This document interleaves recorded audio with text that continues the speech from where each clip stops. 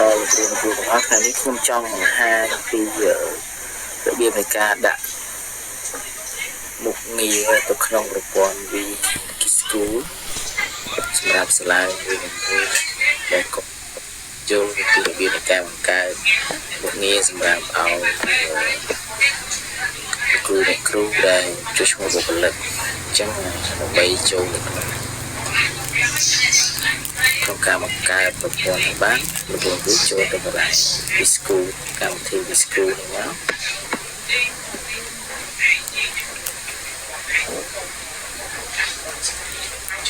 បាទអញ្ចឹងលោកគ្រូនឹងចេញផ្ទាំងបែបនេះ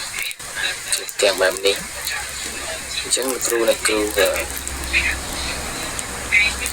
ចូលទៅកន្លែងសញ្ញា4ជ្រុងនេះមកបាទយើងយកពាក្យថាកំណត់ប្រព័ន្ធយកពាក្យថាកំណត់ប្រព័ន្ធវានៅខាងស្ដាំទាំងឆ្វេងនិងគ្រូខាងនេះគឺវាមានពាក្យកំណត់រចនាសម្ព័ន្ធចឹងកំណត់រចនាសម្ព័ន្ធវាមានពាក្យថាមុខងារ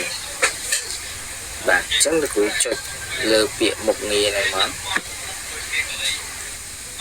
បាទចុចទៅលើមុខងារហ្នឹងហើយលោកគ្រូឃើញកន្លែងនេះបាទកន្លែងនេះគឺខ្ញុំកំណត់ហើយបាទនេះកំណត់មាននាយកសាលាស្ថាបនគិរីនាយករង ICT លេខាគ្រូបេសន្យាគ្រូមត្តេយ្យអញ្ចឹងយើងចង់បង្កើតទៀតបាទយើងចង់បង្កើតអញ្ចឹងសាលាដែលអត់ទាន់មាន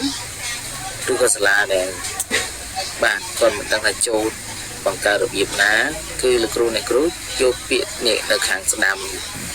ដៃរបស់លោកគ្រូឬក៏ផ្ទាំងខាងស្ដាំដៃឬក៏ខាងស្ដាំនៃផ្ទាំងហ្នឹងគ្រូចុចពាក្យថាបង្កើតហើយលោកគ្រូវាចេញផ្ទាំងបែបនេះបាទចេញទាំងនេះគឺ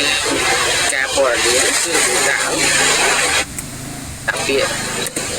យកវាយអក្សរគ្រូចឹងការព័ត៌មានជាអក្សរឡាតាំងក៏លោកគ្រូអ្នកគ្រូដាក់ពាក្យគ្រូដែរមកហើយយកពាក្យថារក្សាទុក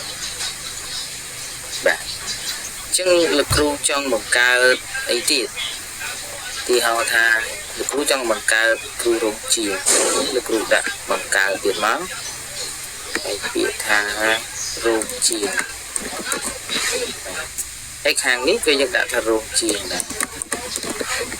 ហើយយកពាក្យថារក្សាទុកពីគ្នាចឹងលោកគ្រូ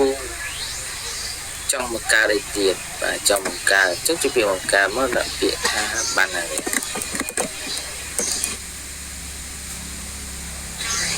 ដាក់ខាងនេះលោកគ្រូដាក់បណ្ណាល័យ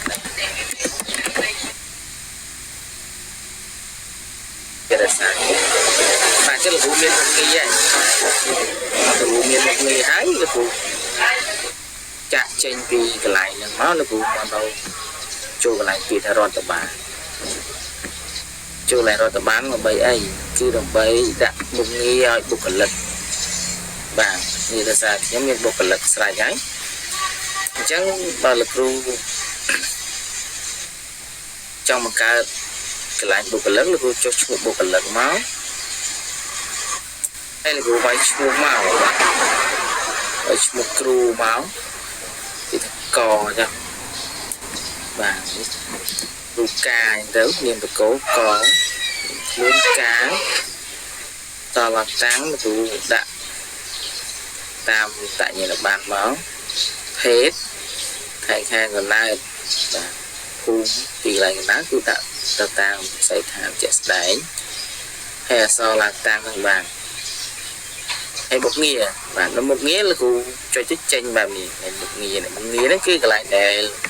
ខ្ញុំបង្កើតឲ្យលោកគ្រូអ្នកគ្រូមិញហ្នឹងអញ្ចឹងវាមាននាយកសាលាសកបាធារីនាយករងលេខាគ្រូកិច្ចសន្យាគ្រូមត្តេយ្យគ្រូបាទមានរោងជាងបណ្ណារៈបាទអញ្ចឹងវាមាននឹងទាំងអស់អ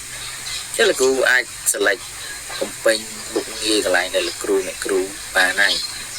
ហើយលេខត្រីឆ្កាយគ្រូដាក់មកលេខរបស់គ្រូអ្នកគ្រូក្នុងសាលារបស់គ្រូសាប់ហើយខាងក្រៅនេះគឺយើងបំពេញតាមព័ត៌មានដែលគាត់ឲ្យយើងមកបាទ ចឹងមានតែប៉ុណ្្នឹងឯងកន្លែងមុខងារហ្នឹងបាទពួកយើងចុចរក្សាទុកទៅវានឹងបាទវានឹងលោតមកកន្លែងបុគ្គលិកនេះបាទមកកន្លែងព័ត៌មានបុគ្គលិកបាទអញ្ចឹងខ្ញុំមានតែប៉ុណ្្នឹងទេសូមលោកគ្រូជួយsubscribe វីដេអូរបស់ខ្ញុំផងដើម្បីទទួលបាន